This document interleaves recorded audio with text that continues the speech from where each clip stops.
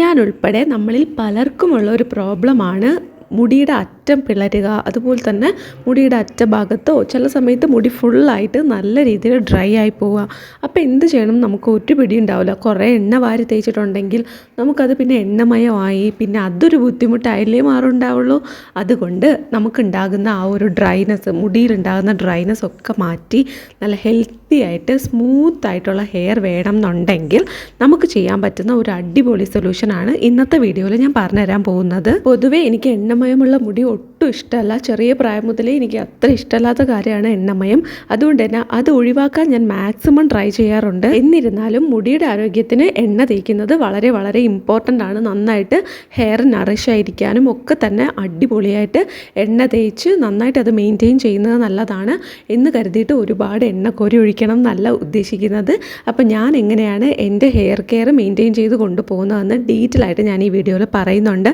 So നിങ്ങൾ video skip ചെയ്യാതെ മുഴുവനും കണ്ടു നോക്കുക. ഒപ്പം തന്നെ എൻ്റെ കുഞ്ഞ് യൂട്യൂബ് ചാനൽ ഒന്ന് സബ്സ്ക്രൈബ് ചെയ്ത് സപ്പോർട്ട് ചെയ്യുക. തീർച്ചയായിട്ടും വീഡിയോ നിങ്ങൾക്ക് യൂസ്ഫുൾ ആയിരിക്കും.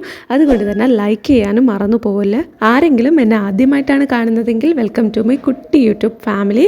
സോ നമുക്ക് സ്റ്റാർട്ട് ചെയ്യാം. അപ്പോൾ ഹെയർ കെയറിൻ്റെ ബേസിക് ആയിട്ടുള്ള സ്റ്റെപ്പ് എന്ന് പറഞ്ഞാൽ നമ്മൾ റെഗുലറായിട്ട് ആഴ്ചയിൽ 1-2 ദിവസമെങ്കിലും എണ്ണ തേച്ച് കൊടുക്കുക. എന്നിട്ട് ഷാംപൂ ചെയ്ത് അത് വാഷ് ചെയ്യുക. ഏറ്റവും കുറഞ്ഞത് ആഴ്ചയിൽ 1 ദിവസം അതെങ്കിലും നമ്മൾ ചെയ്യണം. പിന്നെ ഓരോരുത്തരുടെ ലൈഫ് സ്റ്റൈലും അതുപോലെ തന്നെ മുടിയുടെ കണ്ടീഷനും അനുസരിച്ചായിരിക്കും ബാക്കിയുള്ള കാര്യങ്ങൾ തീരുമാനിക്കേണ്ടത്. അത് നിങ്ങൾക്ക് തന്നെ അറിയായിരിക്കുമല്ലോ.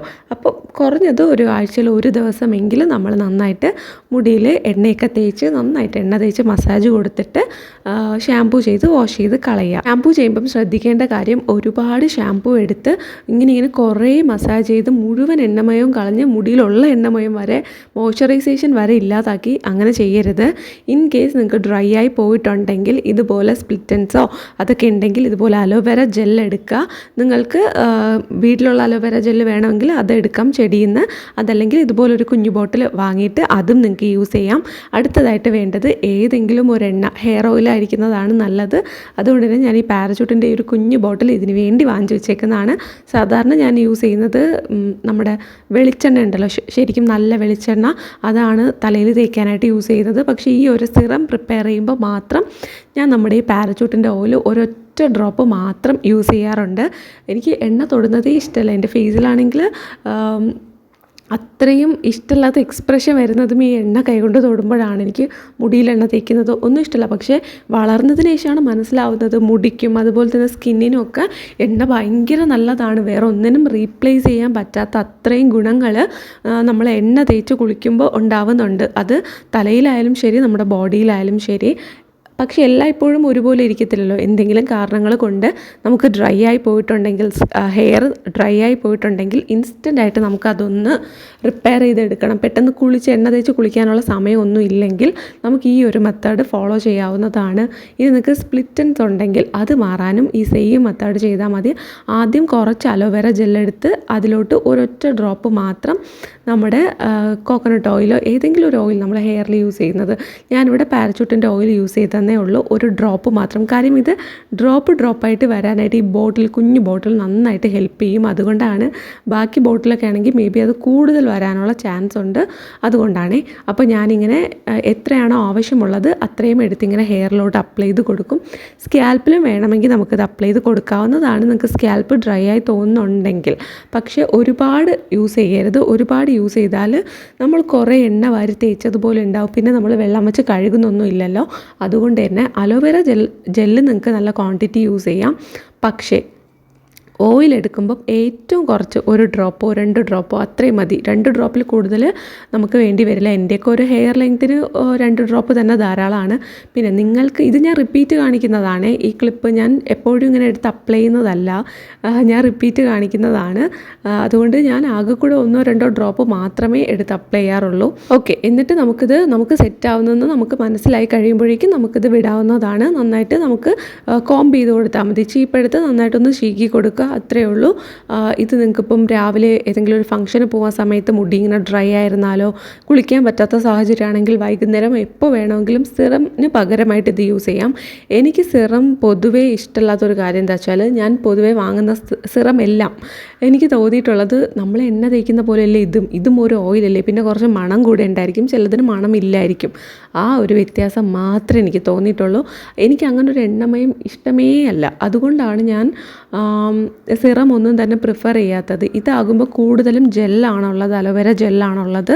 അതോടൊപ്പം ഒരൊറ്റ ഡ്രോപ്പ് ഓയിലായതുകൊണ്ട് തന്നെ നമുക്ക് നമ്മുടെ ഹെയറിൽ നന്നായിട്ട് സ്പ്രെഡ് ആവുന്നുണ്ട്. അപ്പോൾ നമ്മൾ ഒരു ഡ്രോപ്പ് ഓയിൽ മാത്രമാണെങ്കിൽ എടുത്താൽ നമുക്ക് ഇത്രയും സ്പ്രെഡ് ചെയ്ത് അപ്ലൈ ചെയ്യാനായിട്ട് പറ്റില്ല. അതുകൊണ്ടാണ് അലോവേര ജെല്ലും കൂടെ ചേർത്ത് അപ്ലൈ ചെയ്ത് കൊടുക്കുന്നത്. പിന്നെ ഹെയറിൽ യൂസ് ചെയ്യാനായിട്ട് അലോവേര ജെല്ല് നല്ലതാണ്. വേറെ ഏതെങ്കിലും ജെല്ല് നല്ലതാണെന്ന് ചോദിച്ചാൽ എനിക്ക് അറിയത്തില്ല. ഞാൻ വേറെ ജെല്ലൊന്നും തന്നെ ഹെയറിൽ യൂസ് ചെയ്തിട്ടില്ല, അതുകൊണ്ടാണ്. അപ്പോൾ അത്രയേ ഉള്ളൂ. ഇപ്പോൾ അലോവേര ജെല്ലാകുമ്പോൾ എല്ലാവർക്കും ഈസി ആയിട്ട് അവൈലബിൾ ആണ്, പെട്ടെന്ന് നമുക്ക് വാങ്ങാൻ പറ്റുന്നതാണ്, അഫോർഡബിൾ ആയിട്ടുള്ള ഒരു സാധനമാണ്. നമുക്ക് മുഖത്തും യൂസ് ചെയ്യാം, അതുപോലെ തന്നെ നമുക്ക് ഹെയറിലും യൂസ് ചെയ്യാം. അപ്പോൾ ഞാൻ ഹെയറിന് യൂസ് ചെയ്യാൻ പറ്റുന്ന രീതിയിൽ ഒരു അടിപൊളി അലോവേര ജെല്ലിൻ്റെ ലിങ്ക് നോക്കട്ടെ. ഞാനിപ്പോൾ യൂസ് ചെയ്തുകൊണ്ടിരിക്കുന്നത് ധാത്രിയുടെ ആണ്. അപ്പോൾ അത് നോക്കട്ടെ. അതില്ല എന്നുണ്ടെങ്കിൽ വേറെ ഏതെങ്കിലും ഒരു നല്ല ബ്രാൻഡിൻ്റെ അലോവേര ജെല്ലുണ്ടെങ്കിൽ ഞാൻ ലിങ്ക് ടാഗ് ചെയ്ത് കൊടുത്തിട്ടുണ്ടാവും. അപ്പോൾ നിങ്ങൾക്ക് ആവശ്യമുണ്ടെങ്കിൽ ചെക്ക് ചെയ്ത് നോക്കാം. ഇനി നിങ്ങൾക്ക് നല്ല ഒരു ബ്രാൻഡ് അടിപൊളിയായിട്ട്, ഇപ്പോൾ നമുക്ക് ഹെയർ ഗ്രോത്തിന് വേണ്ടിയിട്ടോ അതിനൊന്നിനും അല്ല, നമുക്ക് ഇടയ്ക്ക് എപ്പോഴെങ്കിലും ഇങ്ങനെ മുടി ഡ്രൈ ആയിരിക്കുന്ന സമയത്ത് ഒന്ന് മാനേജബിൾ ആക്കി എടുക്കണം. ആ ഒരു ഇതിന് വേണ്ടിയിട്ട് മാത്രമാണ്. ഇപ്പം നിങ്ങൾക്ക് ചുരുണ്ട മുടിയൊക്കെ ആണെങ്കിൽ മേ ബി നന്നായിട്ട് കെട്ട് വീഴാനൊക്കെയുള്ള ചാൻസ് ഉണ്ട് ചില സമയത്ത്. അതൊക്കെ മാറ്റാനായിട്ട് നമുക്ക് യൂസ് ചെയ്യാൻ പറ്റുന്നതാണ് ഈ ഒരു ഞാൻ പ്രിപ്പയർ ചെയ്തെടുത്ത സിറം. ഞാനിതിനെ ഹെയർ സിറം എന്ന് തന്നെയാണ് വിളിക്കുന്നത്. നമുക്ക് അങ്ങനെ തന്നെ വിളിക്കാമല്ലേ. ഇത് നമ്മൾ അലോവേര ജെല്ലും ഒരു തുള്ളി കോക്കനട്ട് ഓയിലും കൂടെ ചേർത്ത് മിക്സ് ചെയ്തെടുത്ത സിറമാണ്. കോക്കനട്ട് ഓയിൽ തന്നെ വേണമെന്നില്ല, ഒലിവ് ഓയിലോ എന്താണോ നിങ്ങൾക്ക് ഹെയറിൽ യൂസ് ചെയ്യാൻ ഓക്കെ ആയിട്ടുള്ള ഓയിൽ, അത് നിങ്ങൾക്ക് ഇതുപോലെ ഒരൊറ്റ ഡ്രോപ്പ് യൂസ് ചെയ്യാവുന്നതാണ്. അത്രയേ ഉള്ളൂ. വളരെ സിമ്പിളാണ്. നമുക്കിങ്ങനെ നന്നായിട്ട് നമ്മുടെ വിരലുകൾക്കിടയിൽ നന്നായിട്ട് വെച്ച് റബ്ബ് ചെയ്തതിന് ശേഷം മുടിയിൽ ഇങ്ങനെ അപ്ലൈ ചെയ്ത് കൊടുക്കുക. എന്നിട്ട് നമുക്ക് ചീകിയിട്ട് വൃത്തിയാക്കി കെട്ടിവെക്കാം. ഇനി നിങ്ങൾക്ക് കൂടുതൽ ഡ്രൈ ആയിരിക്കുകയാണെന്നുണ്ടെങ്കിൽ കുറച്ച് വെള്ളം കൂടെ സ്പ്രേ ബോട്ടിലാക്കിയിട്ട് മുടിയിൽ കുറച്ച് വെള്ളം കൂടെ, ചിലപ്പോൾ നമുക്കിങ്ങനെ പുഫെന്നിങ്ങനെ പടർന്നിങ്ങനെ മുടി ഒട്ടും മാനേജബിൾ അല്ലാതെ വിടർന്നിങ്ങനെ ഇരിക്കും, ഭയങ്കര വോളിയമൊക്കെ തോന്നിച്ചിട്ട്.